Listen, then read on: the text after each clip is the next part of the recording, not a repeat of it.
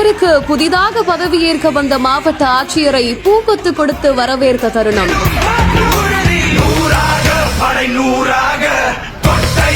எளிமையான உடை, கம்பீரமான நடை என்று வீரமங்கையை பார்த்து வியந்து நின்ற ஆபீசர்.